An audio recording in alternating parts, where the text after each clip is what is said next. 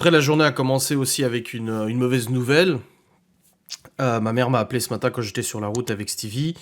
Donc le chien que mes parents avaient, qui s'appelait Ave, du coup, voilà, vous avez compris. Kitty. Donc à la base, c'était un chien qu'on avait adopté. Finalement, mes parents l'avaient gardé parce que voilà, depuis que j'avais eu un premier chien qui s'appelait Nugget, c'était un ami à moi qui l'a donné. Mon père l'avait récupéré. Il était tout collé à ses basques. Ensuite, mes parents, ils avaient pris un autre chien qui s'appelait Coquine à la SPA et elle était malade comme un chien et elle a pas vécu longtemps, mais au moins elle a vécu avec la chaleur de la cheminée et des soins et tout ça. Et ensuite, mes parents avaient récupéré Kitty, un cocker anglais, il me semble.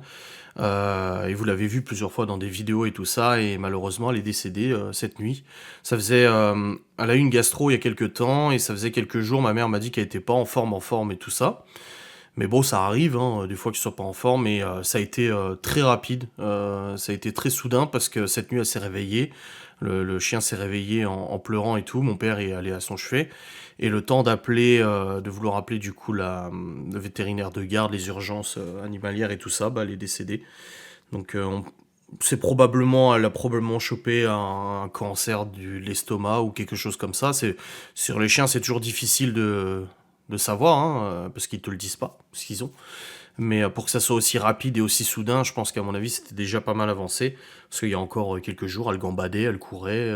Ma mère m'a dit, elle buvait bien, elle mangeait bien et tout, parce qu'elle a eu son contrôle chez le veto, du coup, fin de l'été. Mais elle avait dit, oui, bah, elle se fait vieille, hein, elle avait 12 ans. L'espérance de vie d'un cocker, c'est 12 à 14 ans, je crois, ou 12, ouais, 12, 13 ans, quelque chose comme ça. Elle avait dit, oui, bah, elle court, elle mange, elle boit et tout ça. Et là, bah, très très très rapidement, et cette nuit, du coup, bah, elle est partie. Voilà. Donc là, je crois que mes parents ne veulent pas reprendre un chien. Ça a été dur pour mon père aussi, cette perte, parce qu'elle était tout le temps avec mon père. En plus, mon père est en retraite depuis maintenant 2 ans, 3 ans, quelque chose comme ça.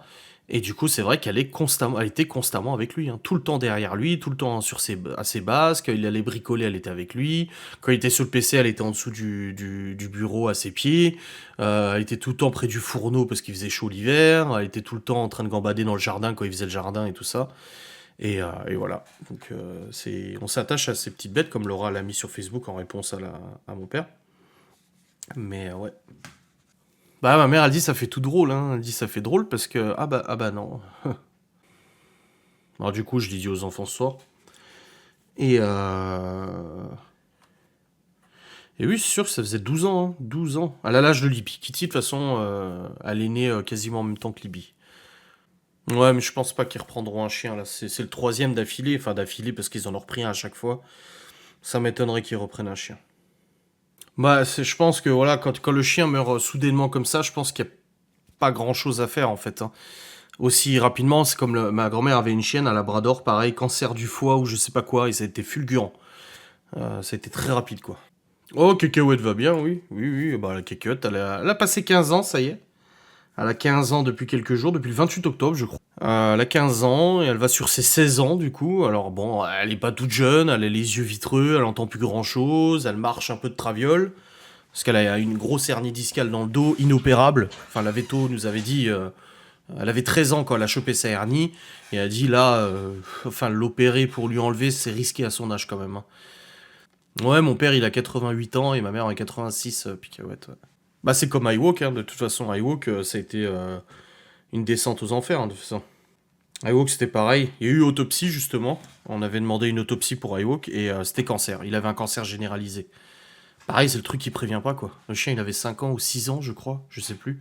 C'est le truc qui prévient absolument pas, tu vois. Ouais, c'est un membre à part, hein, c'est sûr. Mm. Mais oui, ils sont jeunes, mes parents, j'ai rigolé pour dire 88 ans et 86 ans. Il avait dû faire une déprime, le chien. Ouais, ouais, bah de toute façon, ça faisait déjà à peu près un an qu'il voyait plus personne, parce que ça faisait un an que le propriétaire, en fait, il payait quelqu'un qui venait tous les jours pour lui remplir sa gamelle. Voilà. Il avait un grand terrain, certes, mais tous les jours, il venait, il y avait quelqu'un qui était payé, c'était le gardien de la maison, en gros, qui venait et qui donnait à manger au chien. Et pendant un an, il est resté comme ça, le chien, à peu près. À part pendant les vacances où, pendant une semaine, le propriétaire venait et restait avec lui. Mais sinon, il était tout seul. Avant qu'on emménage et qu'on le récupère, ça faisait un an qu'il était tout seul. Ma mère, elle a 60 ans cette année. Elle n'a pas 86. Du coup, quand on l'a récupéré, bah, ça allait bien. Et même le propriétaire nous a dit, oh, il revit. Il revit, il était de nouveau tout fou, machin et tout ça. Et en fait, au bout d'un moment, il a commencé à boiter de la pâte. Il a commencé à boiter. Alors, il y a beaucoup de gens qui disaient, ouais, vous le laissez dehors. Il ne rentrait pas, ce chien ne voulait pas rentrer. Tu lui ouvrais la porte, tu le poussais, il ressortait. À part quand il y avait de l'orage, il rentrait, mais il restait sous le seuil de la porte. Et il attendait qu'il n'y ait plus d'orage pour ressortir. Et il a commencé à boiter et tout ça, et le propriétaire, moi, m'avait dit, ouais, c'est normal, en fait, il a eu un problème à la patte, c'est rien de grave, une fois de temps en temps, ça lui fait un peu mal, il faut lui donner des médocs et tout. Donc je l'avais emmené chez le veto, alors une galère pour le porter, pour le faire rentrer dans la voiture, c'était une vraie galère. Donc je l'avais amené chez le veto à Ewok, j'étais allé là-bas, et elle m'avait dit, ouais, bah tout va bien, oui, il a une petite douleur à la patte, mais c'est rien de grave, elle m'avait donné des antidouleurs, je lui avais donné des antidouleurs, c'était passé, donc nickel, pas de souci. Il avait été stérilisé aussi, parce que pour faire les papiers de cession du chien, il faut le faire stériliser. Donc il a été stérilisé aussi au passage, comme ça c'était fait. Et après, il est rentré à la maison et ça se passait bien et tout. Et en fait, il a recommencé à boiter. J'avais rappelé de nouveau le propriétaire pour lui dire, ouais, le chien, alors même si c'était nous qui payions les frais de vétérinaire, hein, j'ai dit, il recommence à boiter, c'est pas normal, je vais le ramener de nouveau chez le veto. Il m'a dit, non, t'inquiète pas, c'est normal, il a eu un problème à la patte. Il a toujours eu un petit peu des problèmes, il a toujours boité, t'en fais pas, il y a pas de problème. Et en fait, il a commencé à perdre du poids, le chien, il a commencé à maigrir, et j'ai rappelé le propriétaire, je lui dis, il perd du poids, je vais le ramener chez le veto, mais non, t'inquiète pas, c'est normal, c'est l'été, il mange un peu moins, il a toujours perdu un peu de poids l'été, faut pas t'inquiéter, tout va bien et tout. Bah non, il est décédé quelques jours après, voilà. Ouais, à Ewok, je l'ai amené 2 fois chez le veto, je crois, hein. Ah, c'était la galère pour le foutre dans la bagnole. Tu avais l'air d'avoir une affection particulière. Il était mignon, ce chien, et puis c'était triste.